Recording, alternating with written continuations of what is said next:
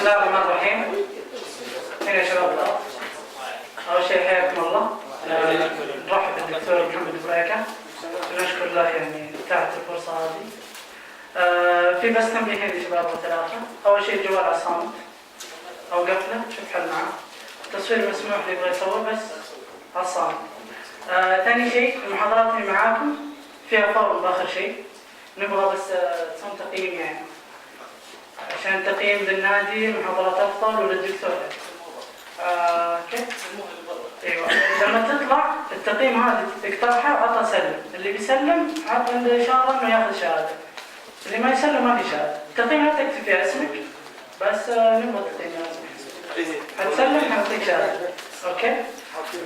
طيب بس يلا بسم الله الرحمن الرحيم نبدا.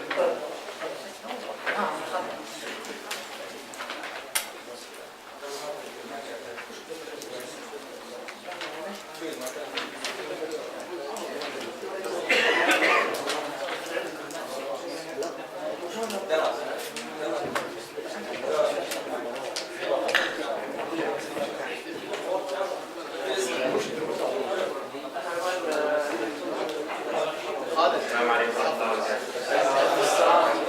سامعني كده؟ المايك شغال؟ تمام. بس هو أنا حبيت أقول حاجة، التاني ده ملوش علاقة. لا برضه له علاقة. اللي هو عبد الله طبعا هو بيشكرني بالنيابة عنكم، فأنا بصراحة اللي يستحق الشكر هو أنتم. وأنا طبعا تحت أمركم في أي حاجة. وده شرف كبير ليا ان انتم تدعوني لهذه المحاضره، وده حقكم. يعني انا مش بعمل لك حاجه يعني، لا ده حقك عليا اللي انا يجب ان انا اقدمه لك. وانتم طبعا في اي وقت you are very welcome. لو عايزين اي موضوع اي حاجه، سواء كانت اناتومي او جراحه او اي حاجه تفيدكم في شغلكم وانا اقدر اعملها، انا تحت امركم فيها طبعا. So you are very very welcome and it's a great honor to me. طيب النهارده ان شاء الله هنعمل محاضره اللي هو Dermatomes and Myotomes. ودي حاجه يعني انتوا بتستخدموها على اعتبار ان في ناس فيزيوثيرابي وفي ناس occupational وفي ناس respiratory. هتستخدموا الحاجات دي او المفاهيم بتاعت الدرماتومز والمايوتومز تقريبا شبه يوميا في الممارسه بتاعتك. لكن طبعا احنا ما كانش فيه تشانس ان احنا نقولها اثناء المنهج، لان هو الموضوع ادفانسد شويه، وانت عارف اصلا كمان البروجرام بتاعنا الوقت بتاعه يعني مضغوط، يا دوب نخلص فيه الحاجات البيزكس يعني. بس اعتمادا على البيزكس اللي هي عندك ان شاء الله نشرح ونقول ده باذن الله. طيب انا قبل ما اقول لك اصلا هي ايه درماتوم ومايوتوم، لو انا دخلت دلوقتي عرفت مش هيبقى استيعابك كامل للموضوع. انتوا تحبوا نتكلم اول انجلش ولا كده كويس؟ لا كده كويس؟ طيب. اوكي. ماشي. فلازم نعرف يا ولاد احنا اصلا يعني الدرماتومز دول جم منين واحنا بنتكون اثناء الامبريولوجي، ماشي؟ فهنتكلم يعني احنا نفسنا اتكوننا ازاي؟ واخد بالك من اول لحظه، من اول ليله الدخله. فليتس ستارت فروم embryology. خلينا نبدا بالفرتلايزيشن من اول ما كنا نصين وبعدين تو هاف بقوا one person اللي هو انا او انت. طبعا الصوره دي يا اولاد دي صوره حقيقيه لاوفر. شوف حتى الستات تحس ان كبار واحنا قد النمل، ماشي؟ ده اللي هم السبيرمز، ماشي؟ دي سبيرمز حقيقيه في ريال تايم، ودي اوفر تو بي فيرتلايز. طبعا في الصوره دي في واحد نجح اهو دخل. وكان قلت لكم دي قبل كده ان في المؤتمر الاعجاز العلمي بتاع القران الكريم لما فسر سوره الطارق بغير ما كل المفسرين على مدى التاريخ فسروه، وترتب على ذلك اسلام الراجل اللي هو بروفيسور كيث اللي هو يعتبر اول امبريولوجي في العالم. اسلم لان في كذا ايه في القران فيها امبريولوجي، واخد بالك؟ فلقى القران متطابق مع الصح الساينس اللي لسه رايح يكتشف دلوقتي. فكان الناس بيفسروا زمان، انا قلت الناس منكم عارفين الكلام ده وفي ناس مش عارفين، اللي مش عارف بقى يعرف ان والسماء والطارق كانوا بيفسروها ان هو السماء اللي هي السماء والطارق ده نجم، ماشي، نجم في السماء يعني، او كوكب او اي حاجه. طبعا ده ملوش علاقه بالموضوع خالص. الصوره هنا بالك السماء والطارق هي دي طبعا الصوره هنا مش ما هياش بالالوان، يعني دي صوره بلاك اند وايت. لكن لو احنا دخلنا الامبوله بمنظار، الامبوله دي المكان اللي بيحصل فيه الفيرتيلايزيشن في الفيميل اللي هي في قناه فالوب، بيبقى شكلها ازرق ومليانه حاجات سباركلينج كده شبه السماء. يعني سبحان الله لو انت مش حد قايل لك ان دي صوره ميكروسكوب هتفتكر ان دي صوره سماء. الطارق كل دول طارقين، واخد بالك؟ all these are knocking، كلهم بيحاولوا في حركه طرقيه بالشكل ده كده، ويحاولوا ان هو ايه يقطعوا. على فكره ليها صوت، يعني الطرق نفسه لما بيسجلوا له صوت. السماء والطارق النجم الثاقب، واخد بالك؟ ده هو ده الباشا بقى، وده النجم الذي ثقل، واخد بالك؟ ونجم هنا بتلاقيه لو انت تلاحظ هم شكلهم مضيئين شويه، يبقى في ضوء منبعث منهم. لو شفت الصوره دي في العدسات بتاعت الميكروسكوب هتلاقي ده اكثر اضاءه، واخد بالك؟ هتلاقي السبيرم اللي سقط اكثر اضاءه. فقد يكون معنى النجم الثاقب هو طبعا النجم لان هو الوحيد اللي ايه دخل، واخد بالك؟ وثقب الايه البويضه. في اللحظه اللي هو بيثقب فيها البويضه السماء والطارق النجم او ما ادراك ما الطارق النجم الثاقب ان كل نفس لما عليها حافظ. هوري لك دلوقتي اول ما ده بيدخل بيتكون هنا حواليه غشاء حديدي اسمه حتى زونا بيليوسيدا او الغشاء الصلب يمنع دخول الباقيين. ده حافظ للنفس اللي اتعملت، لان بقت نفس خلاص، لان هنا في 23 كروموزوم وجوه في 23 كروموزوم، لما يتقابلوا يبقوا ايه 46 اللي هو هيومن بينج، تمام؟ فهيبقى لما ده دخل خلاص اصبح في حافظ ان كل نفس لما عليها ايه حافظ فلينظر الانسان مما خلق، واخد بالك؟ سبحان الله تحس ايه بتوصف لك الحدث بالظبط. علشان كده الراجل كيف ده يعني ايه ما يعني كان لازم يسلم صراحه والا كان يبقى حمار سوري يعني. فهي بتبقى من عند ربنا يعني صح انك لا تهدي من احبابك لكن الله من شاء. ففعلا يعني ايه حاجه مثيره فعلا للعجب ان ده يحصل او يتقال او يتكتب من 1400 سنه. وعلى فكره لو كملت الايات كمان كل نفس لما عليها حافظ فلينظر الانسان مما خلق من ماء دافق. الناس فاكره برضه ماء دافق ده اللي هو السبرم او اللي هو الانسان المنوي. لا، في ماء دافق في الفيميل برضه بيطلع من الاوفري اثناء الاوفيليشن. اوريك دلوقتي احنا بنتكلم. الماء الدافق ده يخرج منين؟ من بين الصلب فيرتبرال كولم والترائب هيب بونز، وهو ده اللي ماشي فيه الوعاء الناقل في الميل، وده المكان اللي محطوط فيه الاوفري اللي بيطلع منه الفلويد في الفيميل. يعني الماء الدافق ده موجود في الاثنين وبيطلع في نفس المكان in between the vertebral column and the hip bone. فلينظر الانسان مما خلق من دافق يخرج من بين الصلب والترائب انه على رجعه لقادر. يعني انت بعد شفت ده كله يعني ما يصحش يعني تقول ايه يعني مش هترجع او كده. ولو ان انا بميل في التفسير انه على رجعه لقادر دي كلمه اصلا بيستخدمها الريسيرشرز او الناس اللي هم على اعلى مستوى في الابحاث. ان انت لو عملت بحث المفروض البحث ده يستطيع غيرك انه يطلع بنفس النتيجه لو عاد نفس خطواتك. فاهمني؟ فانه على رجعه لقادر يعني ربنا سبحانه وتعالى بيخلق البشر، عمال يخلقهم من يوم سيدنا ادم لغايه دلوقتي بنفس الطريقه. والناس طبعا من الاكسبشنز يعني. طيب الفيرتلايزيشن قلنا هيحصل بين سبيرم وبين ايه؟ اوفر. الاوفر موجوده اصلا في الاوفري. ثانيه واحده يعني دي مش بيرك. الاوفر موجوده في الاوفري اهي، تمام؟ بيحصل التبويض قبل 14 يوم من السايكل، تخرج اول الماء الدافق واخد بالك ويتشفط بحاجه اسمها فيمبريا اهي، دي اسمها فيمبريا، ودي اللي هي فالوبيان تيوب اللي هي قناه فالوب.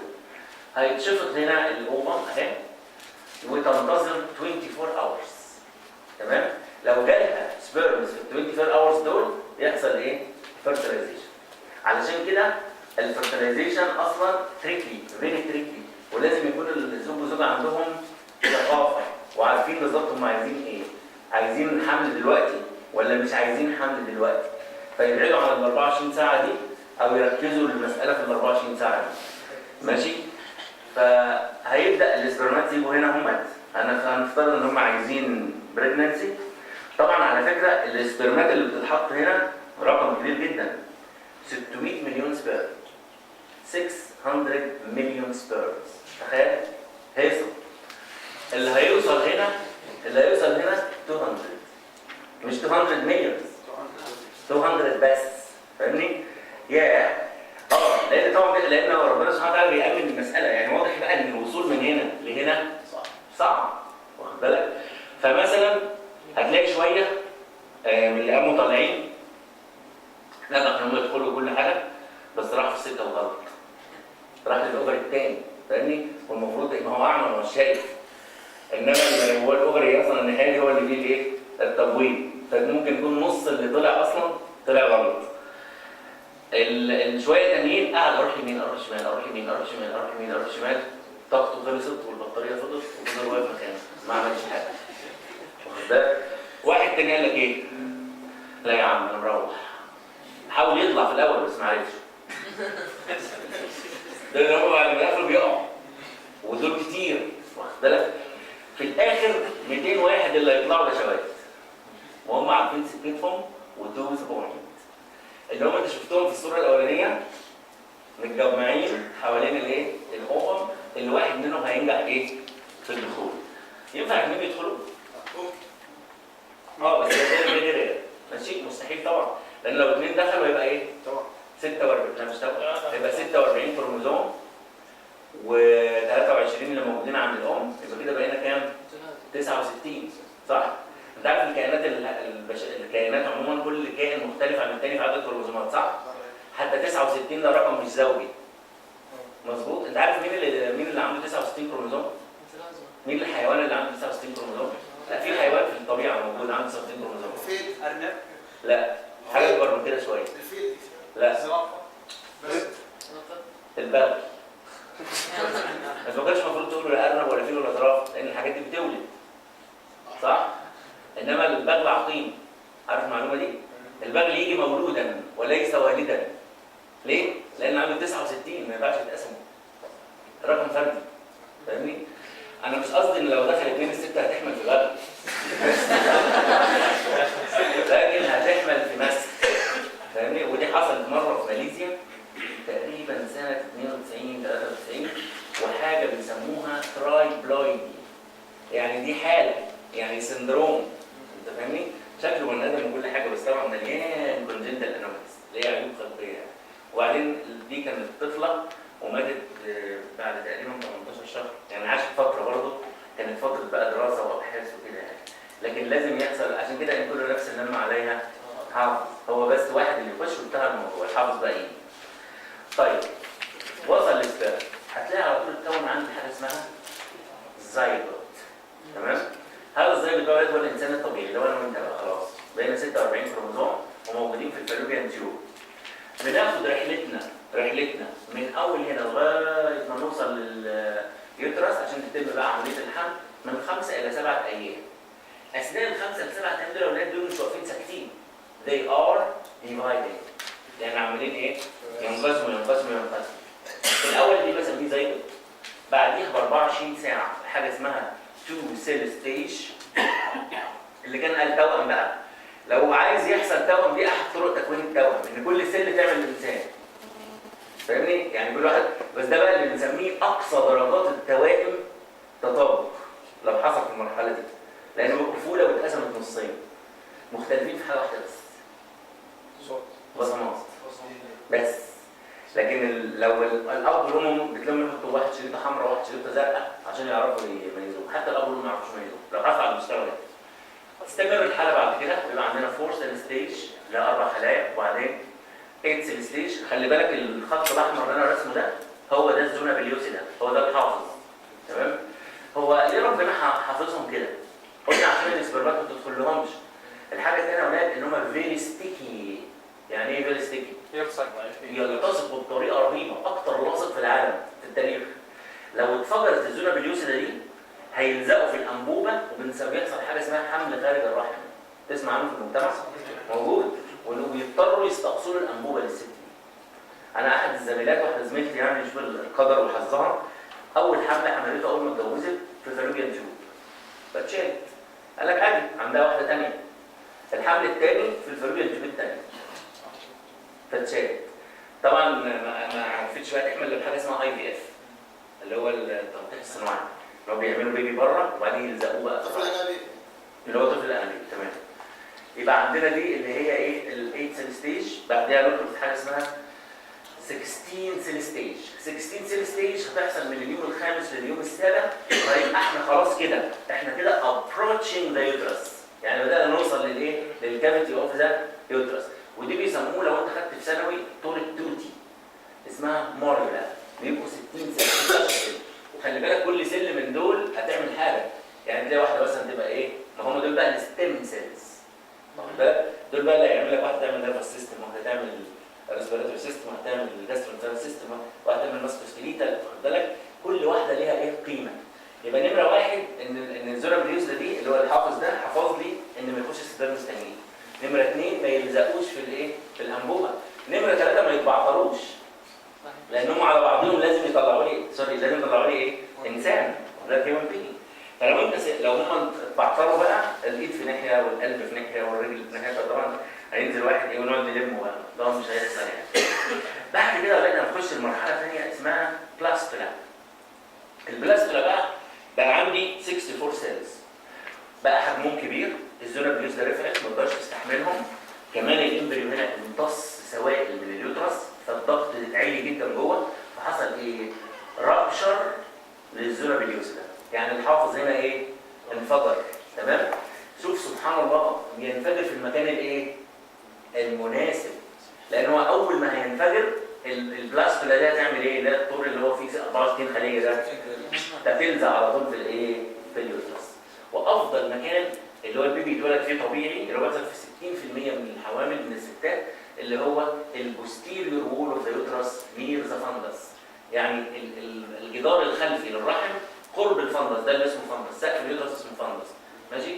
هو ده المكان اللي ايه؟ اللي 60% من الناس بيزرع عندهم البيبي في الحته دي. طيب المكان ده او هذا الكائن بقى اسمه بلاستولا خلاص، وما عادش فيه زونه ايه؟ باليوزدا. بس لاحظ حاجه، ان في خلايا فضلت بره، صح؟ وفي خلايا اتجمعت. اللي بره دول بسميهم اوتر سيل ماس، واللي دخلوا جوه دول بسميهم انر سيل ماس. انت هتطلع من الانر سيل ماس. امال الاوتر سيل ماس دي هتعمل ايه ولا؟ هتعمل ملحقات الولاده. يعني ايه ملحقات الولاده؟ مش تسمع ان في حبل سري وفي بلاسينتا اللي هي المشيمه وفي حاجات كتير الناس بترميها، صح؟ تندفن، اللي هو بعد ما البيبي بيتولد بياخدوا البيبي ويرمي الحاجات اللي نازله معاه. طبعا انت عارف برضه، انا قلت لك معلومه قبل كده ان شركات التجميل بتاخد الحاجات دي وبتصنع من البلاسينتا، اشهر حاجه يعني بتصنع من البلاسينتا الايه؟ الليبستكس. ماشي؟ فبس ده ما يقرفكش يعني، عادي، هو بيتعالج وبيتعقم وكده. لحسن يجي في واحد يقول لك لا انا مش عايز اعمل اي حاجه لان ده بلاسينتا. لا ما كانت بلاسينتا بس بعد كده خلاص. طيب كله طبعا الاسبرمات اللي كانت موجوده بقى هتروح، الزوم باليوزدا هيروح، وهنبدا نركز مع البيبي الانر سيل ماس والايه؟ والاوتر سيل ماس. الكائن ده اسمه بلاستوسيست. ماشي، هو هنا برضه نفسه بلاستوسيست. بلاستوسيست بقى فيه انر سيل ماس اهي اللي هتعمل الشخص، وعندنا تروفوبلاست بيسموها تروفوبلاست سيلز اللي هتعمل ملحقات الولاده. هل يعني عشان مش هتعمل الانسان التروفوبلاست ده مش مهم؟ طبعا احنا ما نعرفش نتكون من غيره، فاهمني؟ فهو ايه؟ كل واحد له ايه؟ دور. هقف هنا وقفه صغيره، هو ايه اللي خلى دول انر سيل ماس وايه اللي خلى دول تروفوبلاست؟ مع ان مصدرهم واحد. جينز. واخد بالك؟ ربنا سبحانه وتعالى الشفره الوراثيه اللي ربنا حاططها فيهم، خلي بالك كل تصرفاتنا في الدنيا ايه؟ جينز، كل تصرفاتنا اللي هي الخلقيه يعني، ماشي؟ جينز. فالجينات هنا الخلايا فاهمه هي فين. Every cell knows where it is، يعني هي عارفه هي فين. فاكوردنج هي فين ايه؟ تتصرف.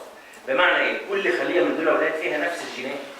يعني انا لو انا خدت من الخليه دي وشفت الجينات اللي فيها، وخدت الخليه دي وشفت الجينات اللي فيها، نفس الجينز اللي هنا هم اللي هنا، لكن هنا مجموعه جينات شغاله، هنا مجموعه جينات ثانيه طبقا للمكان. وانا ضربت المثل ده قبل كده، قلت لك ان زي بالظبط خلايا القرنيه، القرنيه شفافه صح؟ عشان تدخل الضوء. هي نفس الخلايا اللي في الايد، بس اللي في الايد معتمه. فاهمين؟ فلما جابوا خلايا من القرنيه اللي هي كيراتينوسايتس، اسمها كيراتينوسايتس، زرعوهم في الايد، تحولت الى ايه؟ معتمه. لان عرفت هي فين، ونو نيد ان هي تبقى شفافه. واخد بالك وهكذا. فالخلايا دول عارفين هم فين. قال لك يا جماعه اسمعوا لو سمحتوا، احنا لازم نبقى انرس الماس، لان احنا اللي هنكون البيبي. خلاص احنا نتصرف على اننا انرس الماس. طب والتانيين بقى قال لك ايه؟ لا خلاص يا جماعه احنا مالناش نصيب. احنا هنبقى ايه؟ الخدامين بتوع الايه؟ الانرس الماس. تمام؟ طيب هيبدا يحصل عندي طبعا رابشر زونا بريوس ده اللي هو اللي قلت لك الحافظ اللي ايه؟ اتفرقع خلاص. هتبدا الخلايا تنتظم. عندي انر سيل ماس او اوتر سيل ماس اللي سمت نفسها تروفوبلاست. بلاستوسيل ده يعني كافيتي، اللي هو الكافيتي بتاع البلاستوسيست. بص، بدات الانر سيل ماس تتكون في طبقتين، طبقه تنتظم وتسمي نفسها هايبوبلاست، والطبقه اللي فوق دي هتنتظم وتعمل خط تاني فوقيها هيبقى اسمه ايبيبلاست. هيبقى عندي التروفوبلاست والهايبوبلاست والايبيبلاست. بقى الشكل ده كده. تخيل انت كده في اول اسبوعين من الحمل انت عباره عن 2 layers of cells in a ball. تمام؟ انت عباره عن 2 layers اهو، اللي هي الايبيبلاست والهايبوبلاست، وفيها كافيتي اسمه امنيوتيك كافيتي اللي هو التجويف الامنيوسي، ويوكسات كافيتي. تمام؟ وبعدين عندك الايه؟ التروفوبلاست. ماشي. الهايبوبلاست والايبيبلاست مش هيدخلوا في البيبي بالظبط. انا هقول لك دلوقتي ايه اللي هيحصل. وده الامنيوتيك كافيتي، وده البرايمري يوكسات. يوكسات اللي هو كيس المخ اللي هو مليان مواد غذائيه علشان التو لايرز دول ايه؟ يجيت دير نوتريشن، يتغذوا. تلاحظ ان الامنيوتيك كافيتي اتعمل فيه ممبرين اسمه امنيوجينيك ممبرين، وهنا اتعمل فيه ممبرين تاني اهو اسمه هويزرز ممبرين. وده عادي الايبيبلاست، وده ايه؟ الهايبوبلاست، وده مليان سائل المخ، وده مليان السائل الامنيوسي. دي في اول اسبوعين لسه، احنا شغالين من الاسبوع الثاني المرحله بتاع الاسبوع الاول للاسبوع الثاني. هويزر ممبرين والايه ولا. طيب تعال نشوف بقى التكوين بتاع الاول بقى هيبدا يحصل ايه؟ هيبدا تكوين النيورال تيوب. ايه اللي انا رسمه ده؟ ده الايبيبلاست وده الهايبوبلاست. في ماده سوداء، خلي بالك احنا الديسكين بتوع البيبي ده احنا واخدين فيهم كات سكشن. ماشي؟ فهتلاقي ايه؟ دي اتعملت عندي حاجه اسمها بريميتيف ستريك، العصا الاوليه. البريميتيف ستريك دي يا اولاد هي الجوكر بتاع المرحله. هنشوف دلوقتي ازاي. البريميتيف ستريك دي اتعملت ازاي؟ اتعملت بافراز خلايا افرزت اللي هي الايبيبلاست سيلز دول، افرزوا التكوين ده وكونوه عشان يشتغل كبرايمري فيرتبرال كولم. طيب هو في بعض الناس بيسميه اكتوديرم وانديرمس، دي مش مرحله الاكتو والاندو، دي مرحله الايبيبلاست والهايبوبلاست. هيبقى بعد كده اكتو واندو، هنعرف ازاي. اول ما اتكونت عندي البريميتيف ستريك اللي هي العصايه المبدئيه دي، هي مش نقطه، هي خط طويل بس احنا واخدين كات سكشن. بدات الخلايا اللي فوقيها تزيد في الحجم، تنكريز ان سايز، مش نمبر، تنكريز ان ايه؟ ان سايز. وعمليه لي حاجه اسمها نيورال بليت. تمام؟ طيب وانا قلت قبل كده ان النمو بتاع الانسان، النمو بتاع الانسان عامل زي انت عارف سباق التتابع، عارف سباق التتابع ده 400 متر تتابع اللي هو 100 متر وبعدين بيبقى واحد معاه عصايه ويسلمها والثاني يجري ويسلمها والثاني يجري وهكذا. الايبي والهايبو عملوا البريميتيف ستريك ده العصايه. تكوين البريميتيف ستريك ادى ان الايبي يكبر في الحجم ويعمل نيورال بليت. تكوين النيورال بليت يؤدي الى انه طيب النيورال بليت بدا يكبر في الحجم. شوف بدا يكبر في الحجم، فبدا يحصل له فولدنج. فولدنج يعني ينثني على نفسه، فقام بدل ما هو بليت قام عامل نيورال جروف اهو، وقام عامل نيورال فولد اهي. طيب استمر كمان، بدات الخلايا بتاعت النيورال فولد يكلموا بعضهم. يا جماعه ده احنا نيورال فولد، احنا مختلفين عن باقي الخلايا، احنا عندنا جينات ثانيه عايزين نشغلها ما هياش شغاله. طب نعمل ايه؟ قال لك ننفصل من اخواتنا لان احنا مختلفين عنهم. طب قالوا لما هننفصل عن اخواتنا احنا هنسيب فراغ، جسم الانسان كده هيبقى ظهره مفتوح للشارع للامنيوتيك فلويد. ماشي مؤقتا، ما هو بعد كده الخلايا هتتكاثر وتقفل الفراغ اللي احنا سيبناه. طب تعالى نشوف. اهو ده النيورال جروب، ودول النيورال فولد بقى اسمها نيورال كريست. بص اللي حصل. انفصلوا اهو، وده النيورال جروف وده الايبي بلاست بتاع البيبي، وحصل فعلا فراغ اهو، وجم اتجمعوا حوالين النوتوكورد. الخلايا تلحق نفسها بسرعه اهي، هذا النيورال سيبريشن اوف نيورال كريست، وقاموا جايين الحق يا عم بروليفريت بروليفريت بروليفريت بروليفريت، يعني تكاثر تكاثر تكاثر، ويقوموا ايه؟ قافلين السطح. والنيورال كريست تتحول الى كتله هلاميه من الخلايا موجوده جوه البيبي، خلاص بقينا جوه البيبي. والنيورال جروف اللي انفصل تحول الى ايه؟ الى نيورال تيوب، تمام؟ وادى ايه؟ النوتوكورد بتاعنا، تمام؟ في دي بقى الاساسيات اللي هتكون لي بقى كده الدرماتوم والميوتوم. طيب دي بقى عندي خلاص بتعرف ان دي اسمها نيورال تيوب وده اسمه نيورال كريست. بص بقى، طبعا لو احنا جينا نبص بقى للمنظر مش كات سكشن ال اس عشان نشوف النيورال تيوب بقى بايه؟ بطولها. هتلاقي النيورال تيوب هي ال اس، تبدا الخلايا الكرينيال بتوعها يحصل فيهم بروليفريشن ان ذا فرونت، بروليفريشن ان ذا ميدل، بروليفريشن بوستيريور، وبقيه الانبوب ما يحصلش فيها حاجه، يبقى نمو عادي. وده الحكايه دي تترسخ وتزيد، خد بالك بدا يحصل كونستريكشنز وبدات تزيد، وعمل لي ثلاثه فيزيكال فيزيكال فيزيكال فيزيكال، دي اسمها فور برين فيزيكال اللي هتكون لي بعد كده السيربرال هيمسفير والداي انسيفالون، ودي هتبقى ميد برين فيزيكال اللي هتعمل لي الميد برين، ودي هتبقى هايند برين فيزيكال اللي هتعمل لي السيربيلم والبونز والمضله، والباقي ده هيبقى هو السباينال ايه؟ كورد. هيستمر النمو اهو، فور برين ميد برين هايند برين وسباينال كورد، هيستمر النمو. هنا بقى هنا المنظر مفصول عن سياقه، هنا في السياق بقى كله انت كان شكلك كده، كان ده الايبي بلاست بتاعك، وده الهايبوبلاست اهو، وده البريميتيف ستريك اللي عملت لي النوتوكورد او اللي هو يعتبر الفيتور الكولوم المبدئي عشان ده يمسك نفسه يعني لانها ماده صلبه شويه، وادي النيورال تيوب، وده الفور برين فيسكل، وده الميد برين فيسكل، وده الهاند برين فيسكل.